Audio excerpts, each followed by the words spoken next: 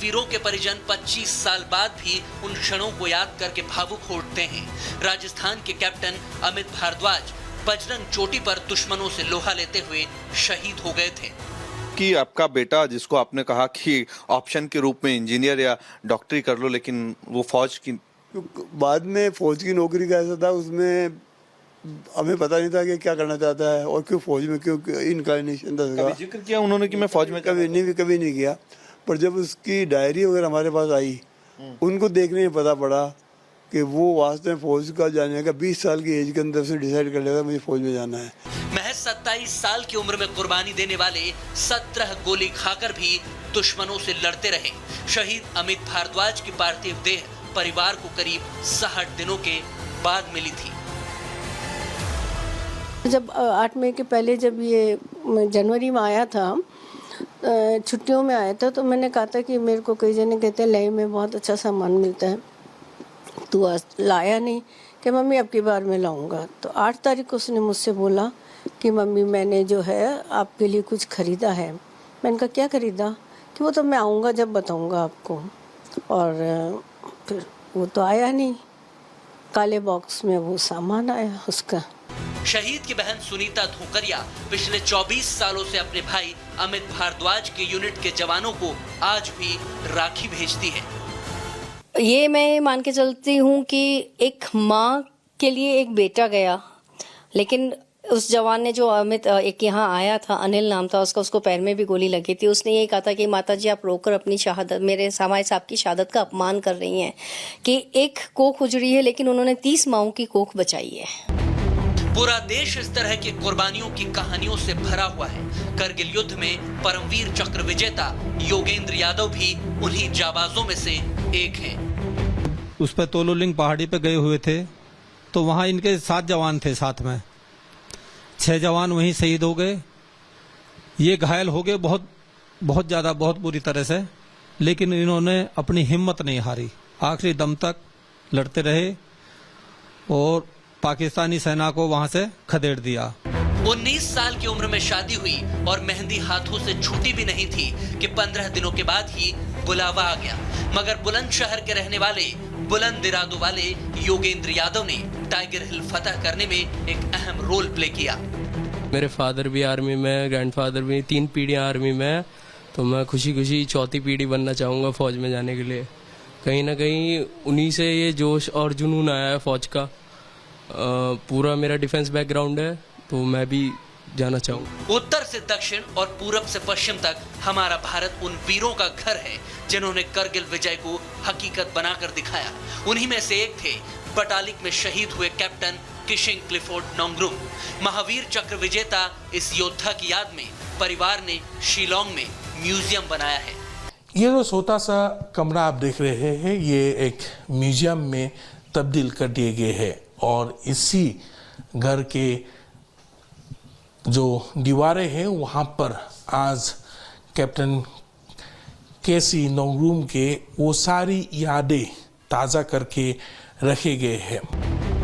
विजय के तराने यूं ही गूंजते रहेंगे, शहीदों के याद में यूं ही मेले लगते रहेंगे। हर हिंदुस्तानी करगिल के हीरोज को सैल्यूट करता है। Bureau report, Republic Bharat.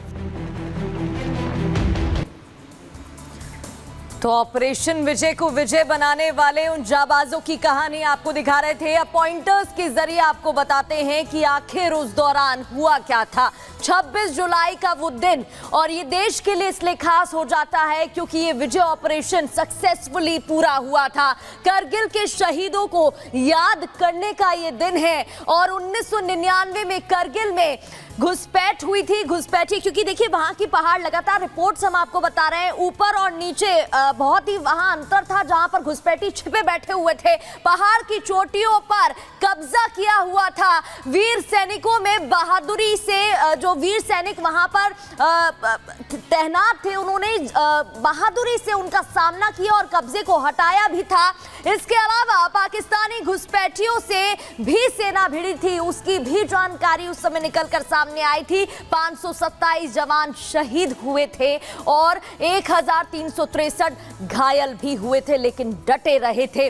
विजय दिवस के तौर पर देश अब करगिल दिवस मनाता है और 25 साल पूरे हो गए हैं, लेकिन उन जाबाजों को याद किया जा रहा है, उनके पराक्रम को याद किया जा रहा है। लगातार हमारी सहयोगी मीनाक्षी वहां पर मौजूद हैं और हम तक एक एक जानकारी पहुंचा रही हैं। मीनाक्षी, जरा बताइएगा, 25 साल हो गए हैं और जवानों के वीर और पराक्रम को सलाम करता है भारत, क्या कुछ अपडेट आपके पास?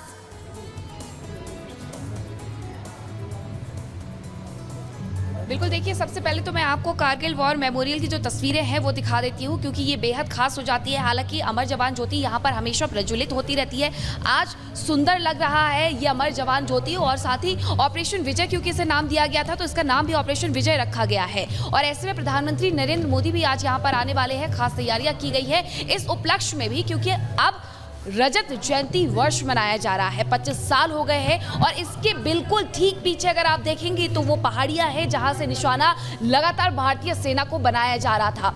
वो तस्वीर भी मैं आपको दिखाऊंगी जिसे तोलुलिंग पीक पॉइंट कहा जाता है। ये वही पॉइंट है जहां पर भारतीय जवानों ने 13 जून 1999 को झंडा फहराया था। हालांकि मई में यहाँ पर कब्जा किया गया था। लगातार खड़ी चढ़ाई की वजह से जैसे ही आर्मी वहां पर चढ़ने की कोशिश करती थी उन पर फायर किया जाता था, लेकिन एक पूरी मजबूत स्ट्रेटजी बनाई जाती है, रणनीति बनाई जाती है, जिसके तहत 14 घंटे की चढ़ाई होती है शरीर पर रस्सियां बांध करके, और उसके बाद उसे फतह कर लिया जाता है। देखिए, इसका जो पूरा प्लान था वो यही था कि ये प्लान बना करके पूरा कश्मीर को लेह से लद्दाख से अलग कर दिया जाए ताकि इसके रास्ते फिर आगे कश्मीर के लिए भी बढ़ सके। लेकिन आज जो तैयारियां की गई है भारत के जवानों की, वीर जवानों के अदम्य साहस के पीछे पाकिस्तान की सेना को न केवल झुकना पड़ा बल्कि वो खुद भी भागने को मजबूर हो गए। और इसी के साथ यहाँ पर जो खास तैयारियां की गई है उसकी तस्वीरें भी हम आपको दिखा रहे हैं।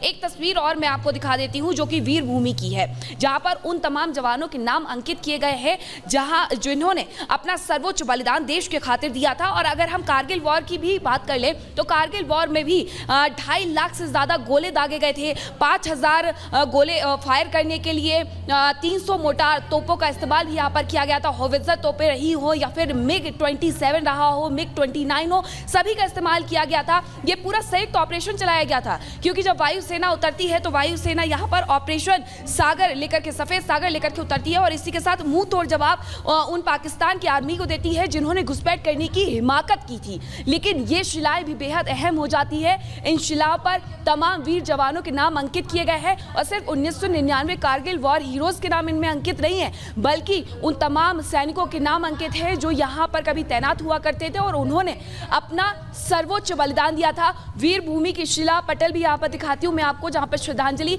अर्पित की जाती है। आज प्रधानमंत्री नरेंद्र मोदी इस जगह पर भी आएंगे और यहाँ पर आकर के श्रद्धांजलि उन तमाम वीर जवानों को अंकित करने वाले हैं। और ये इसी के साथ, क्योंकि इसे अब धार्मिक पर्यटन स्थल कहा जाने लगा है, यहाँ से अगर कोई भी गुजरता है, आप जानते हैं कि लेह